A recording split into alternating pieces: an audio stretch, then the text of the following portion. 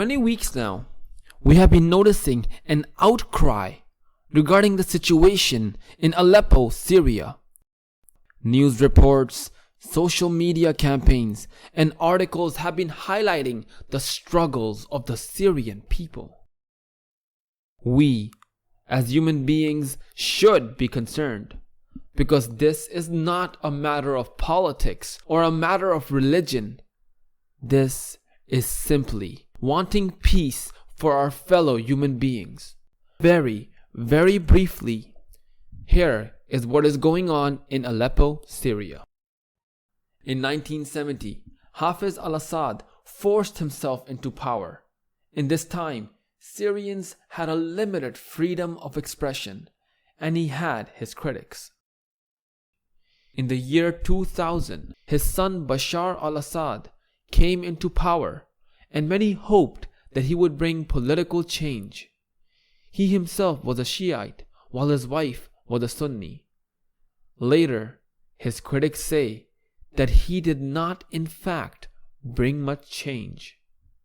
Before the war started, the Sunni Muslims were 74% and the Shiites were 13%. The rest were Druze and different types of Christians.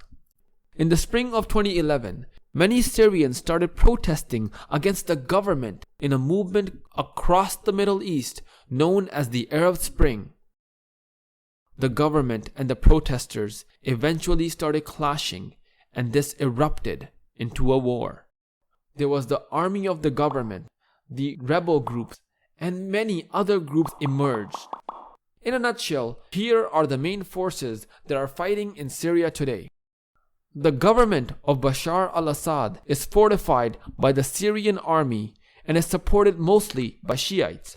They also have the support of Iraq, Iran, and Hezbollah. Russia also supports the Bashar regime due to their old connection with his father and the political friendship that they have grown. The rebel troops are many. They are mainly supported by local fighters and Turkey. The United States is also not a fan of Bashar due to his inhumane practices, opposition of the invasion of Iraq, and several other reasons. Then comes the third big party, ISIL. They are also fighting for control in this torn land. Now, let's talk about Aleppo. Aleppo is important to both the forces because it is very near the Turkish border, through which the rebels can continue to gain supplies. If the government takes Aleppo, the rebel fighters will no longer be able to receive supplies from Turkey.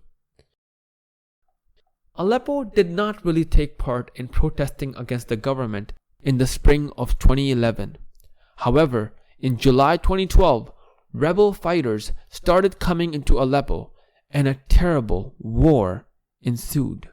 In February 2016, many years later, the government has started to make a huge effort to regain Aleppo, the result of which has caused tremendous casualties.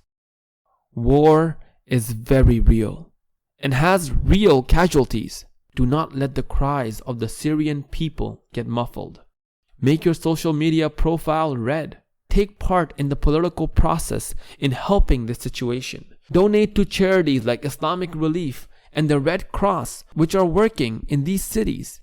And most of all, pray for Aleppo. This is not about politics. This is not about religion. This is about humanity.